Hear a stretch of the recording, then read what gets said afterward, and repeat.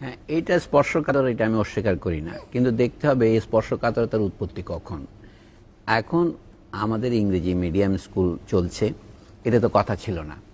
এটা নিয়ে আমাদের দুরকম শিক্ষা ব্যবস্থা হচ্ছে কিনা সেটা কিন্তু আমরা তুলছি না প্রশ্ন, কারণ ইংরেজি মিডিয়াম আগে থেকেই ছিল। বাংলাদেশ স্বাধীন হওয়ার পর আমরা বাংলা মিডিয়াম করতে চেয়েছিলাম সর্বান্তকরণে। জাহাঙ্গীরনগর বিশ্ববিদ্যালয়ে সেমিনার হয়েছিল, সেই বই বেরিয়েছিল বিশ্ববিদ্যালয় পর্যায়ে কী করে বাংলায় করা যায়।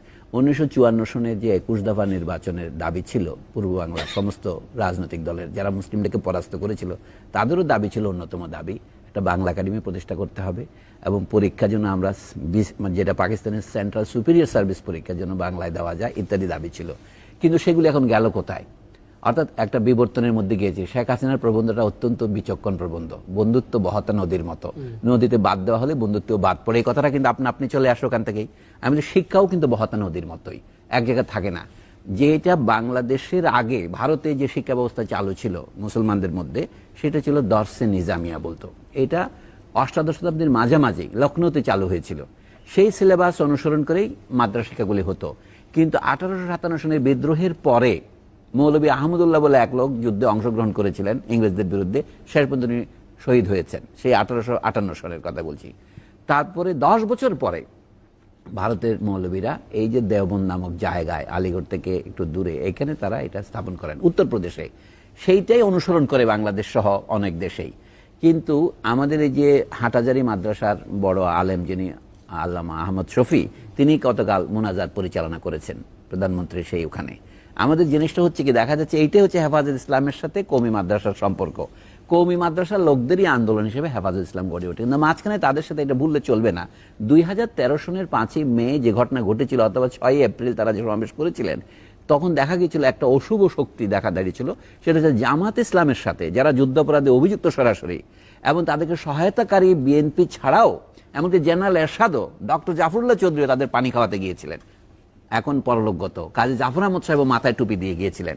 তখন তারা সকলেই মনে করেছিলেন সরকার উৎখাতে হেফাজত ইসলামকে তারা ব্যবহার করবেন, তাদের যাকে বলা হয় সম্মুখ সারির বড়ে হিসাবে তারা পেছনে অভ্যুত্থান করবেন। এইটা থেকে, জামাত থেকে হেফাজতকে আলাদা করার জন্য সম্ভবত আমি বলছি আওয়ামী লীগ একটু ভিন্ন পলিসি নিয়েছে। অর্থাৎ জামাতকে আলাদা করার জন্য তারা হেফাজতকে ইসলামের যেটাকে বলা হয় দেশপ্রেমিক শাখা হিসেবে গড়ে তোলা যায় কিনা। ইসলামের দেশপ্রেমিক শাখা আছে, কারণ 1857 বিদ্রোহে যারা অংশগ্রহণ করেছিলেন তারা কিন্তু ব্রিটিশের সাথে নত হয় না। তাদের এই কওমি শিক্ষার অর্থই হচ্ছে জাতীয় শিক্ষা। এই ধারারই একটা বিশ্ববিদ্যালয় জওহরলাল নেহরুদের অনুমতি নিয়েই, মানে স্বাধীনতার একটু আগে, গান্ধীজির আশীর্বাদ নিয়ে মৌলানা আবুল কালামের নেতৃত্বে, আজাদের নেতৃত্বে কি জামিয়া মিল্লিয়া ইসলামিয়া দিল্লিতে হয়েছে। এটাও একটা স্বীকৃত ইউজিসি বিশ্ববিদ্যালয়। এখন বলি, অধ্যাপক তারেক শামসুর রহমানের যে সংশয়, এদের দাওরায়ে হাদিস যে ডিগ্রি, কত বছর পড়ার পর এটা পাওয়া হয়? আমি বলছি এখানে আমি মনে করি, আমি সবিনয়ে বলবো, আমাদের একটা ইংরেজি শিক্ষার প্রতি পক্ষপাত আছে, যেটাকে আমরা বারবার একটি শব্দে বলি, ইংরেজি শিক্ষা বলি না, আধুনিক শিক্ষা বলি।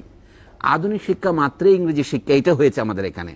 কিন্তু অন্য মিডিয়ামে পড়লে বাংলায় কি আধুনিক শিক্ষা হতে পারে? উত্তরে বলবো হ্যাঁ, অনুবাদের মাধ্যমে। এখন আমি মাদ্রাসা শিক্ষক অনেকে জিজ্ঞেস করেছি যে আপনারা কোন মিডিয়ামে বক্তৃতা দেন? বলে আমরা আরবিতে বক্তৃতা দিই। তো আপনার আরবিতে বক্তৃতা দিলে কেমন করে? বলে কোরআন হাদিস যে আরবিতে, তো সেটা আপনি অনুবাদ করে বোঝান কোন ভাষায়? বলে উর্দুতে বোঝাই, কেউ কেউ বাংলাতেও বোঝায়। এই সমস্যাটা সমাধান করার আগে আমাদের নৈতিক দিক থেকে একটা প্রশ্নের উত্তর দিতে হবে। আমরা 3 বছরের বাচ্চাকে কিন্ডারগার্টেনে ইংরেজিতে পড়াই কেন? সেইটা যদি আপনি নৈতিক মীমাংসা করতে না পারেন, আপনি ওদের কাছ থেকে এটা দাবি করতে পারেন না। ওরা বলে যে আমাদের কাজ হচ্ছে ধর্মীয় শিক্ষা দেওয়া। আমরা আগে কিন্তু এই মাদ্রাসাগুলিতে তিব্বিয়া বা চিকিৎসা শাস্ত্র শিক্ষা দেওয়া হতো, সেখানে ইঞ্জিনিয়ারিং শিক্ষা দেওয়া হতো। আজকে সেখান থেকে তারা বঞ্চিত, যেটাকে আমরা ধর্মনিরপেক্ষ শিক্ষা বলবো। বলি হাদিসে আছে, এটা সহি হাদিস, আর দুনিয়া মাজরাতুল আখিরা, দুনিয়া হচ্ছে আখিরাতের শস্যক্ষেত্র। কৃষি যদি অপবিত্র হয় তাহলে এই কথাটা আমাদের হাদিসে আমরা পেতাম না। দুনিয়া হচ্ছে আখেরাতের শস্যক্ষেত্র, মাজরা।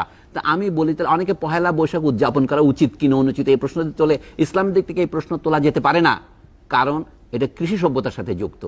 কৃষি তো ইসলামের অননুমোদিত কোনো পেশা নয়। কাজে কৃষিকে যদি করে, আমি বলি এই যে মাদ্রাসা শিক্ষার যে দুর্বলতা, সেটা আমরা স্বীকার করবো। এটা অনাধুনিকতার নয়, এটা হচ্ছে তারা উপনিবেশবাদকে প্রত্যাখ্যান করতে গিয়ে তারা শুধু উপনিবেশবাদ থেকে বিচ্ছিন্ন হয় নাই, তারা আমাদের যেটাকে সিভিল সোসাইটি বলি তা থেকেও বিচ্ছিন্ন হয়েছেন। তাদেরকে ফিরিয়ে আনা আমাদের দায়িত্ব, কিন্তু কোন পথে ফিরিয়ে আনবেন? আমাকে নিজেকে তো সঠিক পথে থাকতে হবে।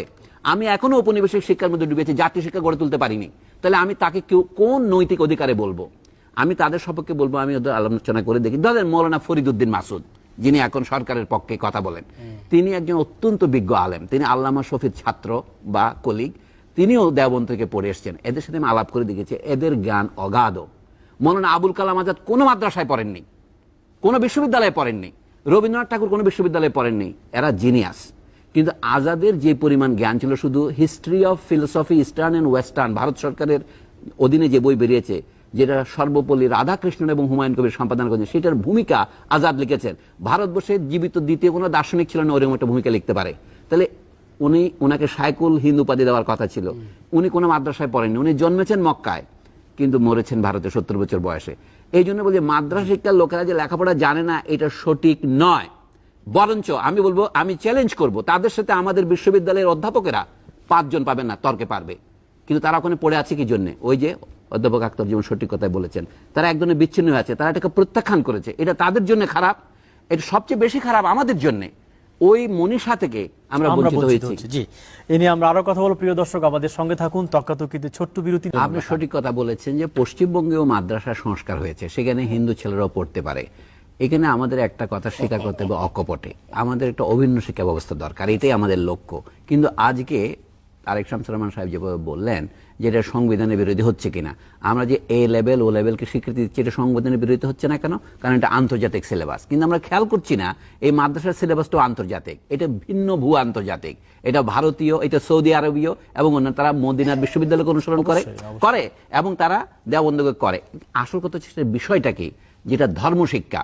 কিন্তু যখন সৌদি আরবের বিশ্ববিদ্যালয় এখন মেডিকেল শিক্ষা হচ্ছে, সেখানেও ইঞ্জিনিয়ারিং শিক্ষা হচ্ছে, তারা সেটা করছে না। এই জন্য তারা বলছে তারা একটা ফ্যাকাল্টি। এটা কি? এটা faculty of theology, faculty of religious studies ধরেন, কল্পনা করলেন।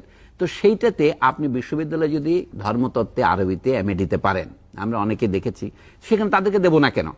তারা তো ওইখানে সীমিত। এখন আসছে বিসিএস পরীক্ষা। বিসিএস পরীক্ষা যে কোনো বিষয়ে যদি আপনি গ্রাজুয়েট হন, পরীক্ষা অংশ নিতে পারেন। সেইখানে আপনি যদি বিদ্যা অর্জন না করে থাকেন, আপনি তো পাশ করতে পারবেন না। আপনার যদি কথা, যদি বিসিএস পরীক্ষার মধ্যে আপনি ধরেন ধর্মতত্ত্বকে একটা বিষয় হিসেবে ঢোকালেন, বাছাই করা যে 6টা বিষয় নিতে পারে, তার মধ্যে একটা নিলাম, কিন্তু বাংলা ইংরেজি পরীক্ষা তাকে পাশ করতে হবে, গণিত তাকে পাশ করতে হবে। এখন আমরা বলি মাদ্রাসা শিক্ষা যে নানা দিক থেকে আমাদের শিক্ষা ব্যবস্থা চেয়ে ভালো। আমি তার একটা উদাহরণ দিই, আমার ব্যক্তিগত অভিজ্ঞতা থেকে বলছি। আমার সৌভাগ্য হয় না মাদ্রাসায় পড়ার, কিন্তু মাদ্রাসা যারা পড়েছে তাদের সাথে আমি আলাপ করেছি। যেমন ধরেন লজিক বলে একটা শাস্ত্র আছে, আমরা কোনো লজিক না পড়ে বিএ পাশ করতে পারি। ইন্টারমিডিয়েটে এসে একটা লজিক শাস্ত্র আমরা পড়ি, অপশনাল, নাহলে না নেই। আমি নিজে নিয়েছিলাম, তাদের ডিডাকটিভ ইন্ডাকটিভ আছে। আরবিতে এটাকে বলে মন্তেক। তারা যেটাকে নাতক মানে হচ্ছে লজিক, এই জন্য কথা বলাটা লজিক বলে। মানুষ যখন আল ইনসানু হাইওয়ানু নাতিকুন বলেন, মানুষ যুক্তিশীল প্রাণী, মানুষ রেশনাল অ্যানিমালের অনুবাদ হচ্ছে এটা। এটা কার বক্তব্য? এরিস্টটলের বক্তব্য। আমাদের মাদ্রাসায় এখনো প্ল্যাটো পড়ানো হয় আফলাতুন নামে, এখানে পড়ানো হয় এরিস্টটল আরস্তু নামে, আরো পরে আসে নিউ প্লাটনিকদেরকেও পড়ায়, কিন্তু তারা আসে হেগেল মার্কস পর্যন্ত আর পড়ায় না। আমি তাদেরকে বলে যে কি, ইউরোপীয় দর্শনীতে আপনারা পড়েছেন, তথাকথিত ইসলামী দর্শন বলে যেটা আছে, এটা গ্রিক দর্শন ছাড়া আর কিছুই নয়। তাতে আল কিন্দি 9ম শতাব্দীতে, অর্থাৎ ইসলাম প্রচারের 200 বছর পরে প্রথম আরবদের দার্শনিক হচ্ছে আল কিন্দি, আবু ইউসুফ আল কিন্দি। তারপরে একটু পরে আসে ইবনে সিনা, যেটা আবি সিনা বলে, এবং ইবনে রুশদ। এরা হচ্ছে মুতাজিলা ফিলোসফারদের পরবর্তী। এরা যে দর্শনটা প্রচার করেছে সেটাই ইউরোপে গেছে, সেটাই আমরা ধুয়ে পড়ছি। আমাদের বিশ্ববিদ্যালয়ে কি ফিলোসফি পড়া বাধ্যতামূলক? আমাদের বিশ্ববিদ্যালয় জাহান্নামে গেছে, কারণ আমরা লজিকে বাধ্যতামূলক করিনি। আপনি ফ্রান্সের শিক্ষা ব্যবস্থা করতেন, তথাকথিত আন্তর্জাতিক, ফ্রান্সে ক্লাস 9 থেকে ক্লাস 12 পর্যন্ত দর্শন বাধ্যতামূলক। আমি তো সেটা ফলো করছি না, কিন্তু শুধু মাদ্রাসার উপরে আমার সমস্ত ঘৃণা আমি ঢেলে দিচ্ছি। আমি হচ্ছে ঘৃণার রাজনীতি থেকে আমাদের বাইরে আসতে হবে, মাদ্রাসা সংস্কার করতে হবে। কিন্তু